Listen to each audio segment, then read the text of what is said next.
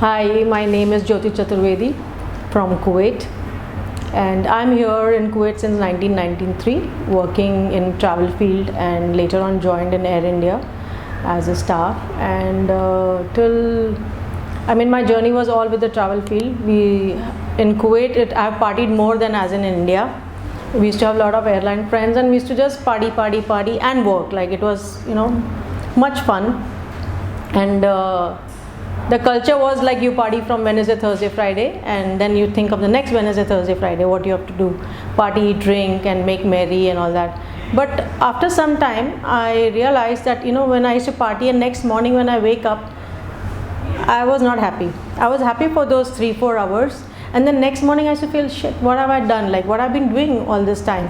And that continued with me for quite some time, and I started going for some lectures and in the embassy, and then one of my colleagues was doing some other spiritual practices. I went with them, but there was something still not making me complete. Then during one of the parties, two of my friends, they said, what are you doing these days? I said, I'm doing so and so spiritual practice. They said, no, art of living is too good, you should be doing art of living. That sentence of theirs, art of living is too good, stayed in my mind. And I said, every time I met that person, that friend of mine, two of my friends from airlines, from Emirates and Kuwait Airways, and I kept asking them, tell me where does it happen in Kuwait? I want to do it. And then they said, man, you're lucky. Actually, there's no teacher in Kuwait, but there's one teacher visiting Kuwait from Sweden. His name is Christoph, and there's a course happening in March. This is in 2004. So I went for this course, and I realized this is what I was looking for. Those 6 days journey was awesome. That teacher's smile, and every time I kept looking at him, and I said, wonder how can a person smile from here to here? That beautiful smile he had. And that course was of 105 people, but they didn't matter to me, the 105 people. I kept looking at the teacher and the smile. And then the highlight on the third day was the Sudarshan Kriya. I realized that the Sudarshan Kriya, I was very uncomfortable. The body was not okay because of my habits of making merry, of partying with drinks and non-veg and all. I couldn't even sit in Vajrasan and all that. But that Sudarshan Kriya, that day I sat in Vajrasan, and that out of body feeling and how all of us experienced in the Sudarshan Kriya was awesome. And the 6 days I didn't want to go home at night. After the course is over, I'm still sitting with Christoph singing with his guitar and all. And we had farewell party of my manager, but I skipped all those things because that journey was beautiful for the 6 days, out of the world. And Sudarshan Kriya was like, I'd forgotten everything. I said, this is what it was. I was complete, feeling happy from inside. It was not because of partying, it was not because of a person, but just like that, I was just out of the world. I was actually, you can say, flying and floating. That is what it was. And the 6 days was done. I was very happy. But going back home after the 6th day, that home practice was an issue. I could not sit and do the pranayams, that homework of those 30 minutes.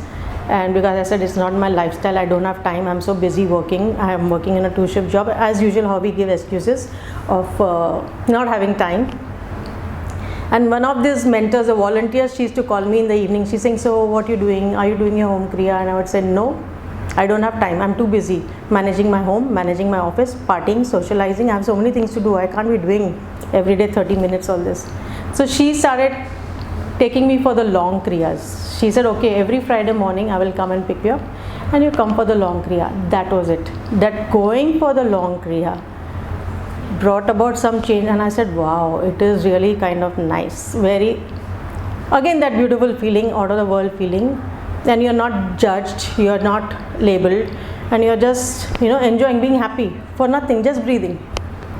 That got me onto the path. So then I started doing my home kriya every day before going to work in the morning. I started waking up early, and the energy levels, like I used to wake up at 5:30 in the morning, and I'm up till 1:30 in the night with no tiredness till now. From 2004 to 2018, that's the energy level which has been maintained. And slowly, like I started doing my home kriya regularly without a break.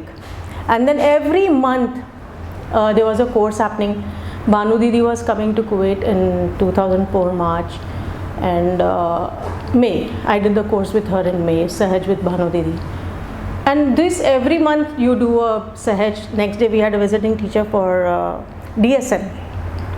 Next I did Ashtuakra. To August 2004 I was already in the ashram doing my advanced course with Swami Sadyajata.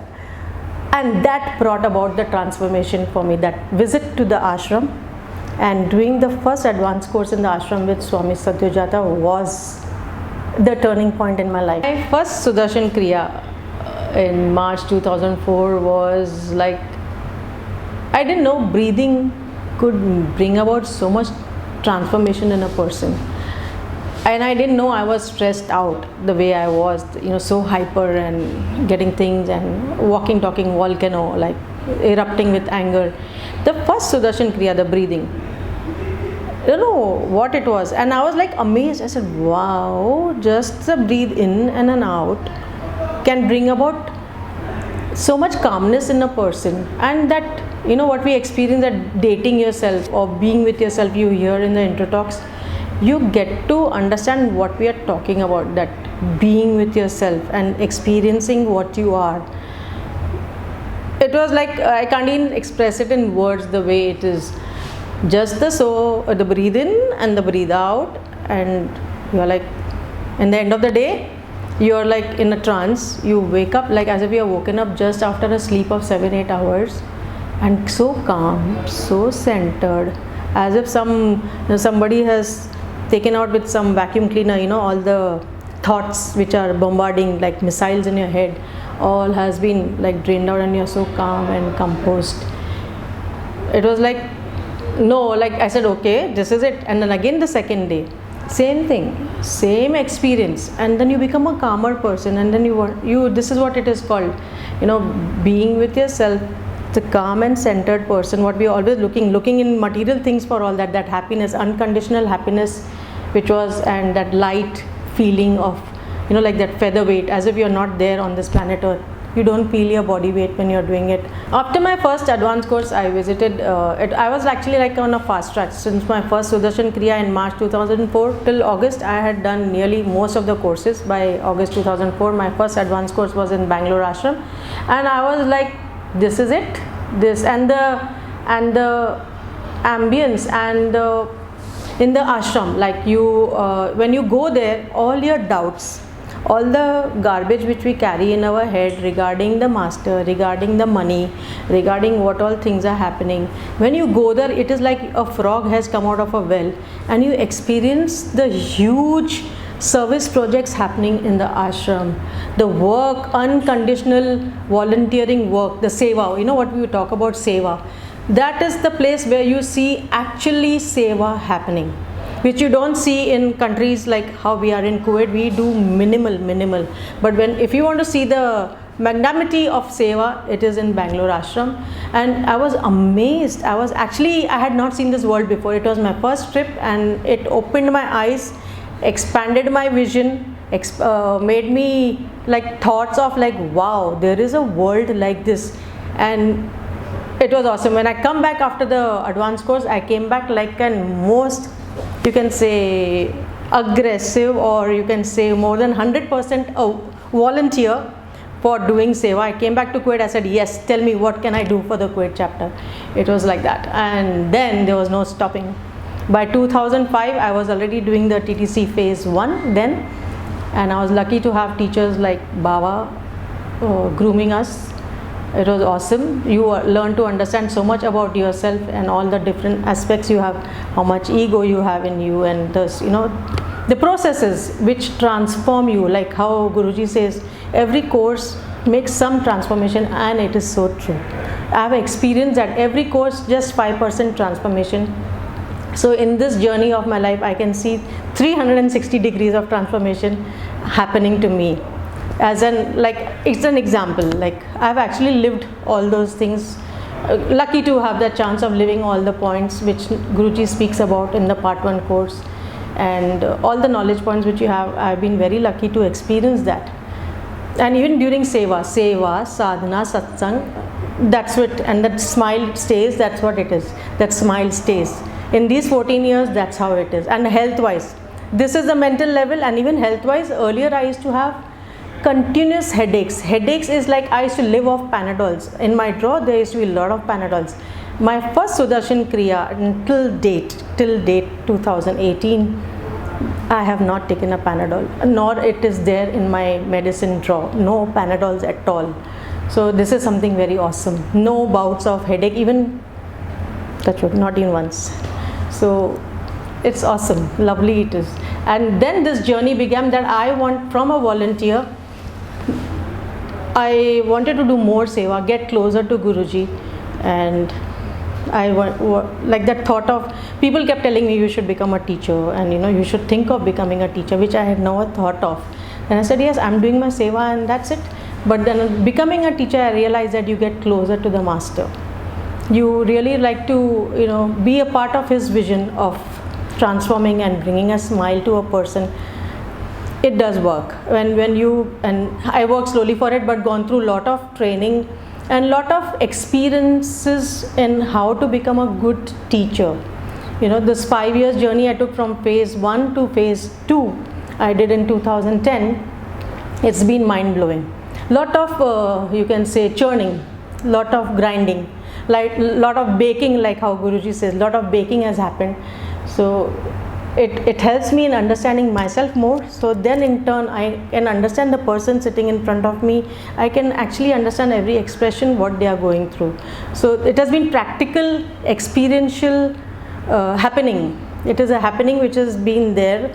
I wouldn't say I've been doing it, I'm doing it. No, it is a happening which is there from 2004 till 2018. It's a beautiful journey that I have experienced, and I would, as a support system, we really need to live. We have to have this support system of art of living, which is people don't understand what it is all about. Material world, balancing your material world and your spiritual world. Perfect. This is so perfect that you live your life along with the holding hands for spirituality is art of living. That's what it makes a difference to a person, and you transform gradually. You become a better human being. That compassion comes into you. You understand a fellow human being, which we, normal life we don't. Even as simple as looking into a person's eye and talking to that person, which we don't do it. But because of these courses, because of the training and because of the processes in the courses, I actually do that. I look into a person's eye and talk to him. That is what makes me understand myself also more, and being truthful to yourself. This is one point I have, you can say, applied a lot. Being truthful to myself, not to the person in front of me or people around me. Truthful to myself. Do what my conscience tells me is right to do. I just do that, and it is all because of the knowledge which we have, and all because of the practices which we have in art of living, under the art of living umbrella. It is just that. Becoming a teacher, after I became a teacher, I realized that what's the difference between a volunteer and a teacher? Volunteer is, yes, you are doing seva, and Baba used to say teachers are what? They are doing nothing. They only put that press and play for the tape. And I used to wonder, really, that's what the teachers do, and that's it? Why do you become a teacher? So that question stayed with me, that why do you become a teacher? What is the purpose of becoming a teacher? I realized that you get closer to the master. The day we met him, after I became the teacher, the way he looked at us, becoming a part of it was like, I was amazed with that look which we got from him. It's like, you are so close to him, how you look at your own children, the way he told us, now you are ready to go into the world and to become teachers.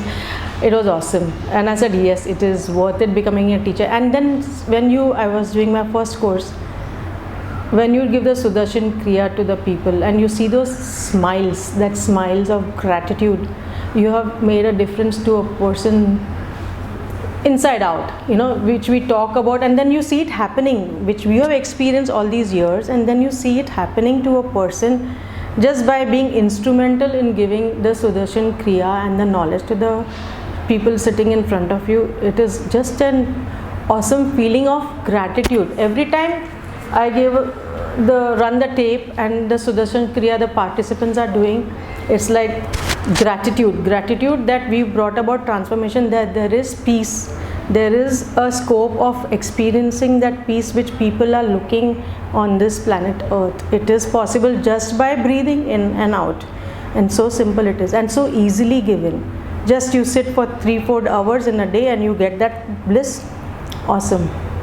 And that in the 6-day journey of the course, when you see the person change, you can actually see the gradual change from the day one, how the resistance is there in a person, to the 6th day that same person is so full of love, compassion, that his rigidness has dropped and he has become so free and light. It is just out of the world feeling. So it pays to be a good teacher, a good example. It's very important, I feel, to be a good example. We are instrumental in parting knowledge of what Gurudev wants us to do. So it is so so important to be a good example of him. And you have to be you're being watched, you're being observed when you sit on that seat, that what you do, what you don't do, everything is being observed. So it is Guruji we are representing. It is very important to be a good example. So every time I have follow-ups or in the course, I keep saying, very important to be a good example. Very, very important. I would just say that to people, when you are taking responsibility of parting knowledge, being instrumental of Gurudev's knowledge, it's very important to be a good example, a good teacher, so that you have lot of people going more, like a chain reaction. It goes on, people speak good and then it goes on, and more people are transformed. You get more and more people for the course. So that's what it is. And it's every time the course is over, mostly as I had become a Yes Plus teacher, the youth, the youngsters, though they look so happy and they're so chilled out, no, they are just posing to be chilled out and cool, but they really, the processes of Yes Plus was so awesome. I've seen maximum transformation happening in a Yes Plus course earlier when we used to have it. I've seen my students, the participants, just like changed, transformed, and they are still in the path. So it's amazing to see them in last 10 years. They are still there on this journey. After all this, the processes, the Sudarshan Kriya, and they do only remember the Sudarshan Kriya or 1 or 2 processes of it, but you can see the change in the person. We are creating a better society. I feel that, they are less stressed out. You remove all the stress and they are better human beings, and they're still on the path. You have the whole group happening here. So what we talk about Sudarshan, like I said earlier also, when you do your, Guruji used to say that S3S stay with you, and you have the 4th one automatically on your face. Absolutely, I experienced it. I have had a lot of tough times in Kuwait. As an expat, we have had a really tough time with the family and with financial issues and the work issues and what all you can say. But personally, my smile has not gone, and people didn't know till I would share my story with somebody, and they're saying, yeah, we didn't come to know only. What has happened to you? I said, yeah, see, but we never knew. You always have a smile on your face. I said, this is it. This is what it is. Sudarshan Kriya, Guruji's knowledge, and the sadhana you do and the seva you do. You keep on doing seva, your smile does not go. It doesn't fade away from the face. Even now, I'm ready to be relocating to India, but yet, there were people who were saying bye to me, were having tears in their eyes, but I don't know. This is what the knowledge is all about. My smile doesn't fade away. That is what I feel, that being a good example. Guruji says always have a smile on the face, and this is how it is. The smile on the face, it doesn't fade.